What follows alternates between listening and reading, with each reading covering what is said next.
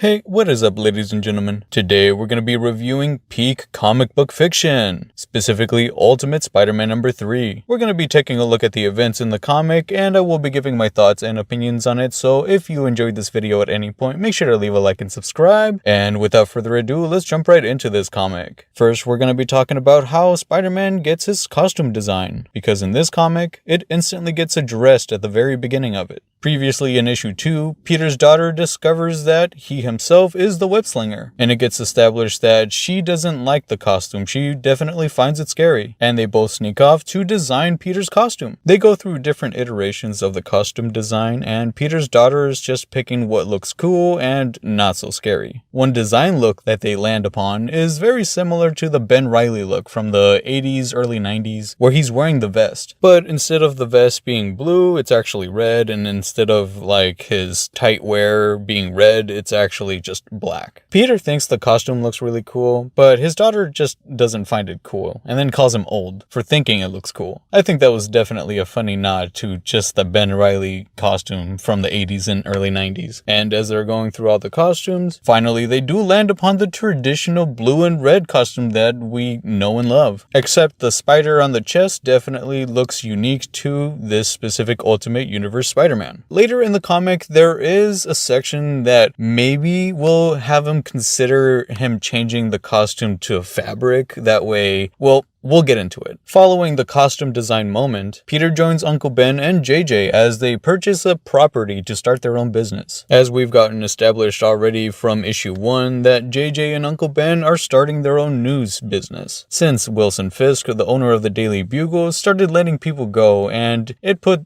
these two in a very awkward situation. Peter still got to keep his job though. Whatever that job may be, we still don't know. He just works for the Daily Bugle. Upon Peter joining JJ and Uncle Ben, they all discuss what possibly could be going down with the conflict between the Green Goblin and Wilson Fisk, since the Green Goblin is currently going after a good portion of Wilson Fisk's properties, causing him major financial troubles. I'm sure all you business savvy people out there could relate to his struggle. And in the conversation with Uncle Ben and JJ, they give a little foreshadowing to what might come out of the whole thing with the Green Goblin, because they still don't know whether he's a good guy or whether he's a bad guy, or how he even relates to Wilson Fisk at all. Once gathering intel, Peter suits up and he starts doing some stakeouts to see what possible crime he can put a stop to. He does this for a number of days before he just decides to give up, because literally nothing is happening. He's just kind of chilling there eating donuts, and he's not seeing much action for sure. The moment he decides to get up and actually just call it quits, things start to go down. He notices that the Green Goblin and Bullseye are in a battle with each other. And I gotta say, ladies and gentlemen, this fight is amazing to read through. The action is very fun to look at. The artwork is amazing. Like I said at the very beginning of the video, peak comic book fiction. The moment Bullseye overpowers the Green Goblin, that's when the web slinger jumps in and prevents further harm on the Green Goblin. I really enjoy the fight because Bullseye is incredibly cocky. The moment Spider-Man stops him from doing any further harm to the Green Goblin, he just sees Spider-Man as a target and just goes after him. We have a classic moment where Bullseye attacks Spider-Man with his cards that he's been throwing around. Spider-Man dodges them, saying that, dude, you gotta do better than that. And of course, he wasn't the target to begin with. It was the object behind Spider-Man, which was a crane in this case, causing it to fall over on Spider-Man himself. And I think this is a pretty crucial moment in the Ultimate Universe, because I believe this might be the first time Spider-Man might be acting on his first instincts. Previously in the last issue, the web slinger was attacked by the Shocker, but we didn't see any sort of reference in the artwork that his Spidey sense was going off at all. And this is actually the first time I noticed it in this comic, so this is definitely his first time using his Spidey sense. So when the crane actually falls, he's able to avoid it. Having the crane fallen over, Bullseye thinks that this web slinger just got crushed. The comic book doesn't specifically state that Spider-Man avoided the crane falling on him, but it's the implications that the story's telling us. That once the Spidey sense kicked in for the very first time, this guy had to leap out of the way to safety. But Bullseye being cocky, he's just like, yeah, you're probably crushed. I hope it that hurts really bad. This guy's definitely a villain for sure. Then we get a really badass moment where the Green Goblin attacks Bullseye, causing Bullseye to really focus on the Green Goblin. But upon doing so, that's when Spider-Man showed up and just beat the hell out of Bullseye, effectively just having Bullseye out of commission. After the fight, there's just a hilarious moment where the web slinger is just like, what should we do now? Like, should we call the cops? And the Green Goblin's like, well, we can't actually do that because Wilson Fisk actually owns like a good portion of the police force. What's crazy in this section is the fact that Spider-Man definitely questions what they're gonna do with him, and the Green Goblin just gets his glider, attaches it onto the back of Bullseye, who's just now knocked out, and the glider just carries him off to wherever the Green Goblin wants him to go. We don't really establish where he's going. Spider-Man really doesn't even question it. I find that definitely believable, especially in the context that Spider-Man is just now barely starting his fight as a hero. And then this guy dressed up in a bright green costume shows up and he seems to know what he's doing. You just let the green guy take the knocked out villain to whoever knows where. Then they get a moment where they're just talking to each other and the Green Goblin is actually inquiring about Spider-Man's costume. And the Green Goblin tells him that he bets that some people believe that it looks really cool. And Spider-Man replies with,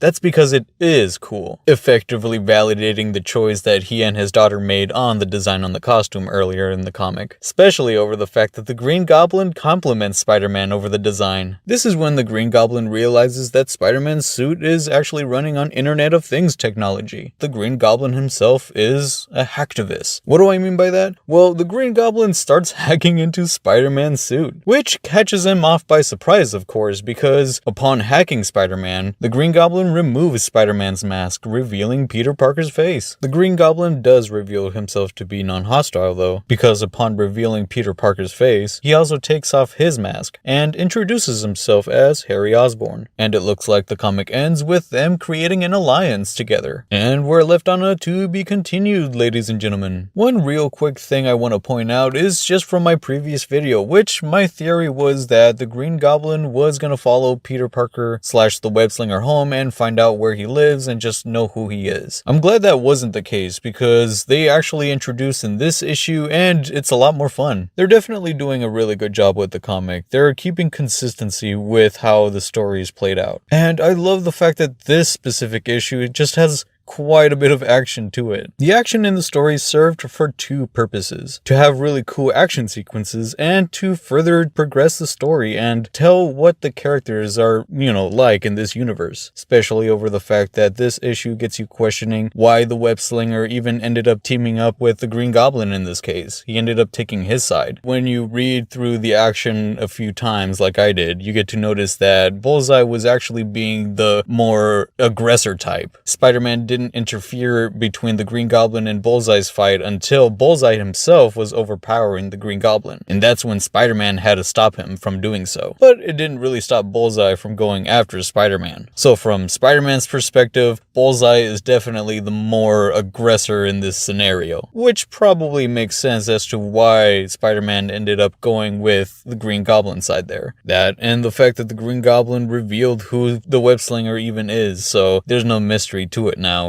He knows he's Peter Parker. Plus, the Green Goblin really wasn't hostile towards the web slingers, so, now they're homies. This definitely builds upon my theory that Spider-Man and the Green Goblin are gonna get into a Punisher-Spider-Man sort of relationship. Sure, right now the Green Goblin doesn't seem that hostile towards Spider-Man or towards really anyone besides, Bullseye, but even Bullseye was definitely holding his own, but that's besides the matter. Well, whatever the case may be, but who really knows? As of this issue, these guys are bros as far as we know. And as it's been announced in the very next issue, number 4, Gwen is going to be in it. Overall, I still believe they're definitely going strong with the comic, and I can't wait for issue 4. And I leave you with that, ladies and gentlemen. I want to know what your thoughts and theories are on this comic. Did y'all enjoy it? I'm sure y'all enjoyed it. And if you enjoyed this video at any point, make sure to leave a like and subscribe, and I'll catch you guys next time.